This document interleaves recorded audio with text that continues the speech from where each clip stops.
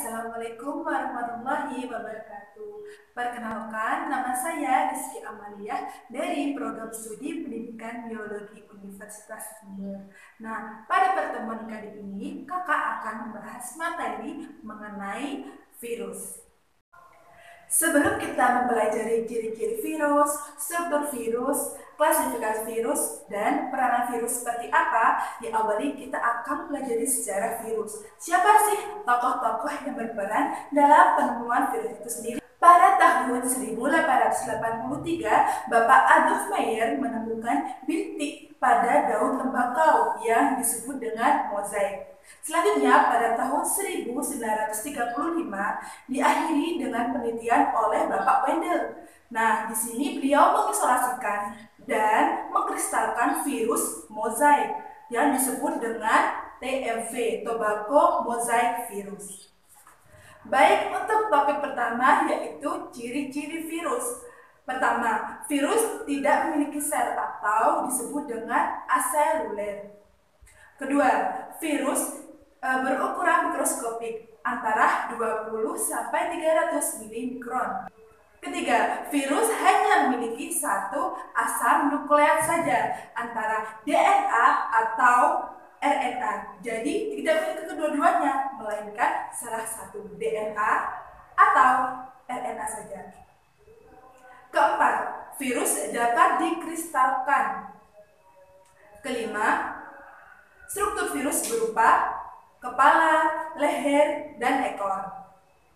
Keenam, virus tidak memiliki kemampuan untuk membentuk ATP.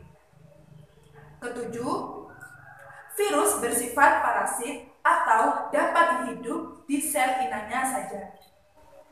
Baik, selanjutnya yaitu struktur virus. Seperti yang telah disinggung di awal, bahwasanya struktur virus terdapat kepala, leher, dan ekor. Nah, pada bagian kepala terdapat asam nukleat dan kapsid. Nah, pada kapsid terdiri dari kapsomer, di mana protein yang terkandung disebut dengan polimer.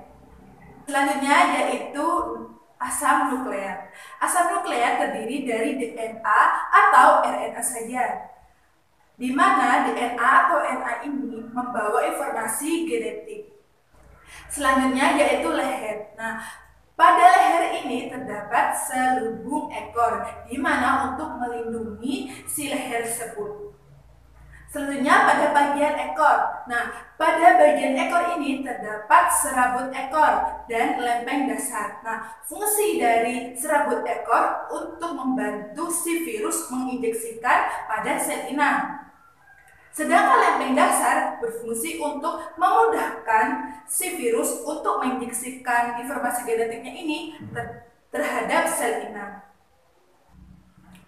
Untuk pengelompokan yang pertama, berdasarkan asam nukleat dapat dibagi menjadi dua, yaitu virus DNA yang bisa disebut dengan deoksiribovirus, contohnya poxivirus. Yang kedua, virus RNA bisa disebut dengan ribovirus, contohnya rhabdovirus. Pengelompokan virus yang selanjutnya yaitu berdasarkan bentuk dasarnya. Nah, pada pengelompokan ini dibagi menjadi tiga nih. Ada virus bentuk isokahedral, contohnya virus polio. Nah, pada bentuk virus ini memiliki dua posisi dengan sumbu rotasi yang berbeda. Selanjutnya bentuk helix. Nah, pada bentuk helix ini contohnya virus TMV atau influenza. Nah, pada bentuk virus ini memiliki ciri yaitu vorion. Nah, di mana bentuknya ini seperti batang seperti itu. Bentuk yang ketiga yaitu bentuk kompleks, di mana virus pada bentuk ini memiliki bagian yang kompleks, di mana ada kepala, ada leher, dan ada ekor. Contoh dari bentuk virus kompleks yaitu virus cacar. Selanjutnya yaitu pengelompokan yang ketiga, berdasarkan ada tidaknya selubung yang menyelubungi nukleokapsid. Dibagi menjadi dua nih, ada virus terselubung dan ada virus telanjang. Pada virus terselubung yaitu virus yang mempunyai selubung yang tersusun dari poliprotein atau glikoprotein. Contohnya herpes virus. Yang kedua yaitu virus telanjang, di mana nukleokapsidnya tidak diselubungi oleh apapun, hanya kapsid dan asam nukleat saja. Contohnya papavirus. Selanjutnya, pengelompokan yang keempat berdasarkan jumlah kapsomer. Nah, ini dibagi menjadi 5 nih. Ada virus dengan 253 kapsomer, contohnya adenovirus. Yang kedua yaitu virus dengan 162 kapsomer, contohnya herpes virus. Virus dengan 72 kapsomer, contohnya papavirus. Virus dengan 60 kapsomer, contohnya picovirus. Yang kelima, virus dengan 32 kapsomer, contohnya harvovirus. Selanjutnya, pengelompokan yang kelima berdasarkan sel inang. Nah, pada pengelompokan ini dibagi menjadi 4, yaitu virus yang menyerang manusia, contohnya HIV, virus yang menyerang hewan, contohnya herpes, virus yang menyerang tumbuhan, contohnya TMV, ini merupakan virus pada tumbuhan tembakau. Virus yang menyerang bakteri, contohnya virus T. Untuk topik yang selanjutnya yaitu reproduksi virus atau replikasi virus. Nah, pada replikasi virus, cara reproduksinya itu dikenal sebagai proliferasi yang terdiri atas daur litik dan daur lisosom. Pertama, daur litik. Daur litik adalah siklus reproduksi atau replikasi genom virus yang pada akhirnya akan menyebabkan kematian bagi sel inang tempat virus hidup. Virus hanya dapat melakukan replikasi pada siklus ini atau dengan kata lain disebut virus virulen. Daur litik terdiri atas 5 tahap sebagai berikut. 1. Tahap absorpsi. Nah, pada tahap ini, ujung ekor virus menempel pada dinding sel bakteri. Setelah menempel, virus akan segera mengeluarkan enzim lisozim untuk melubangi dinding sel inang. Tahap kedua yaitu tahap penetrasi.